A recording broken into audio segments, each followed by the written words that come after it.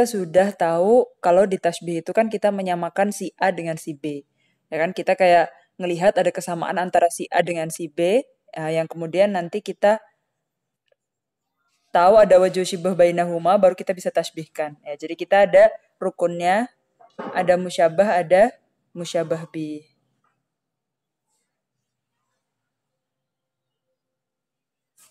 Tunggu, kita ulang lagi. Udah share screen belum ya ini?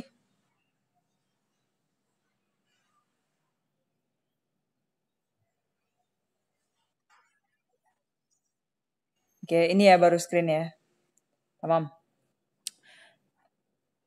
Nah, sekarang kan kalau kemarin kita tuh sorry langsung kelihatan kita menyamakan si A dengan si B ya, antakal asad, antakal jirofah, antakal imat gitu-gitu misalkan. Antakal komus terserah gitu lah. Dan sebelumnya kita udah bahas tasbih tamsil kan. Kalau kita menyamakan satu kisah dengan kisah lain ya, nggak bisa yang mufrad satu kata, tapi dia harus satu kisah. Kafir kayak laba-laba nggak bisa. Ya, orang kafir yang sifatnya yaitu minta pertolongan kecuali kepada Allah, nah itu sama aja kayak laba-laba. Yang apa? Laba-laba yang lagi tidur, apalagi makan, apalagi jalan, enggak. Laba-labanya di sini dari sifat rumahnya gitu. Jadi itu harus satu kisah ya.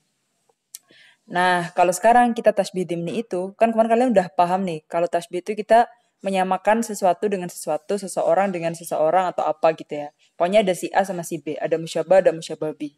Nah, kalau tasbih dimni ini dia cuma tersirat aja. Kita nggak sorry ngelihat mana musyabah musyababi. Tapi waktu kita baca ya, atau ngelihat sikon, lihat hal gitu, itu kita langsung ngerasa kalau itu ada tasbih yang tersirat. Kita menyamakan sesuatu, tapi sesuatu dan sesuatunya itu nggak secara sorih gitu terbacanya. Contohnya nih, ja'aka rajulun harim yabtagi an tu'allimahu asorof wa aradta sorfahu. Jadi gini, ada orang yang udah tua, renta, misalkan contohnya kalian bayangin ada kakek-kakek udah umur 70-an gitu ya. Nah, dia tuh pengen belajar sorof, datang ke kita, si kakeknya tetangga kita gitu ya, datang ke kita pengen, ya walad gitu misalkan. Anak Aiz, saya pengen belajar sorof nih, anak Aiz sorof gitu. Terus kita bilang kayak gini, Al-harim kahatop, mahma sakoitahu la yusmir. Awil harim sokhrun la yunbit. Karena ada tasbih sorry. Nah, ketika si harim itu datang ke rumah kita mau belajar sorof, ya kalian tahu sendiri gimana pelajaran sorof itu kayak apa, ya kan? Fa'ala yaf'ulu fa'alan maf'alan fahuwa fa'ilun udaka maf'ulun. Nah, terus kalian bayangin gimana kalau kakek tua mau belajar kayak gitu. Nah, kita bilang orang yang sudah tua itu seperti hatop, ya, seperti halnya bagaikan kayu yang udah kering gitu kan. Maksudnya bukan kayu yang di pohonnya, tapi yang udah nggak di pohonnya, yang hatop yang udah kering, kayu yang bisa yang biasa dipakai buat kayu bakar gitu kan. Kalau kita siram itu nggak bakal bisa tumbuh lagi gitu, nggak bakal layusmir gitu loh. Awil harim sohrun layun bit.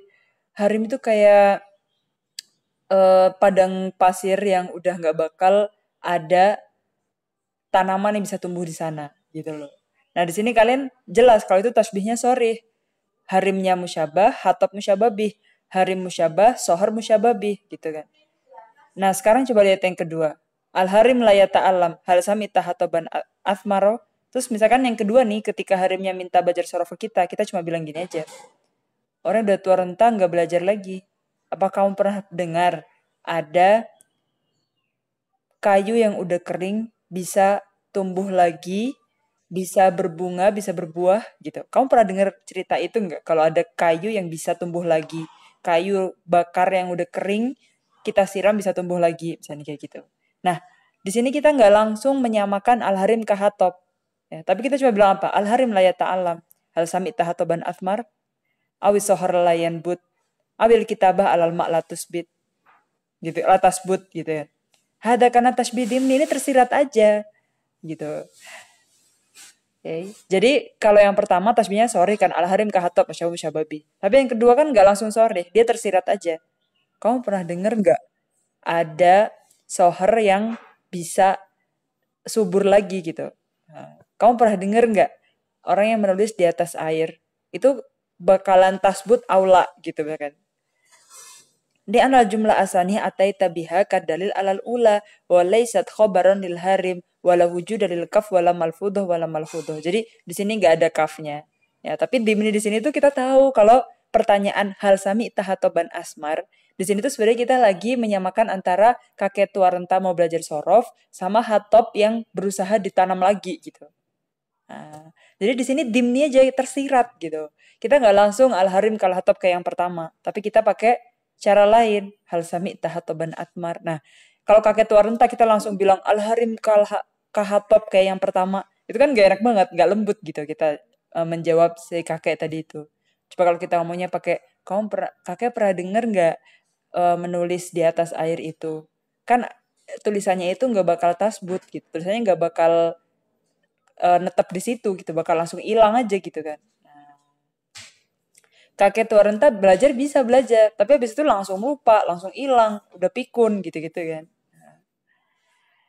Tuh, jadi di sini sebelumnya yang kita pelajari di tasbih tamsil atau yang kita pelajari di tasbih mufrad atau yang kita bahas sebelumnya juga tasbih balik, itu semuanya tasbihnya sore, ada musyabah musyababih. Nah, ini juga termasuk ada musyabah musyababih, tapi itu tersirat aja. Kita paham kalau hatop, sohar atau kitabah al-alma itu sama disamakan dengan harim gitu. Harim yang mau belajar sorof itu tadi, ya.